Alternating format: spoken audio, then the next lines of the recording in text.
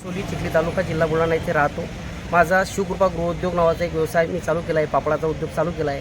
माझ्या पापड व्यवसायामध्ये मला अचानकपणे मी मार्केटिंग करत असताना मला तुषार मनोहर ताकजुरे नावाचे एक व्यक्ती भेटले। त्यांनी सांगितलं की मी निधी अर्बन बँक आणि TMT ग्रुप असा एक ग्रुप स्थापन केला आणि या ग्रुपच्या माध्यमातून मी गोरगरीब लोकांना चांगल्या प्रतीचा आणि कमी किमतीमध्ये मी माल देतो आणि तुम्ही मला जर जॉईंट झाले तर तुमचाही व्यवसाय चालेल आणि माझ्यातर्फे माझ्या गृहसमूहाचा एक व्यवसाय वाढेल।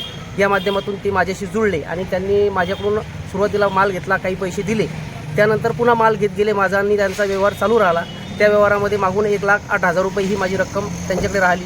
तेव्हा मधात चांगले संबंध झाले। तेव्हा त्यांनी माझ्याकडून किंवा तुम्ही आमच्या पतसंस्थेला निधी द्या म्हटल्यानंतर मग आम्ही त्यांना सांगितलं की डिपॉझिट तुम्हाला काय दिलं पाहिजे। तर सुरुवातीला मी 1,00,000 रुपये त्यांना फोनपेद्वारे दिले। माझी आई कॅन्सरच्या आजाराने ग्रस्त असताना मी हॉस्पिटलला पुण्याला होतो।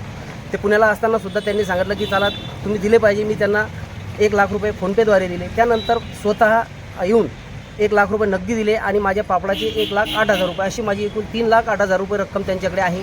मी त्यांना वारंवार फोन करत गेलो। सुरुवातीला त्यांनी बघू करू असं केलं। त्यानंतर प्रमिलाताई व सभागृहामध्ये आमची जवळपास या ग्रुपमध्ये आम्ही 1,500 ते 2,000 लोक जुटलेलो असताना यांनी आम्हाला तेथे एक सभा घेतली। सांगितले की आपला व्यवसाय असा चालू आहे, थोडा कमी उरायला, लोक साथ देऊनही राहिले। आम्ही त्यांच्यावर पुन्हा विश्वास केला की चला कुठंतरी परिस्थिती मागे पुढे होत असते। परंतु असं होत असताना त्यांनी आम्हाला खोटे आश्वासनं देण्यास सुरुवात केली। मग आम्ही फोन केले। त्यांनी फोनवर काही दिवस 10,000 रुपये काही लोकांना टाकले।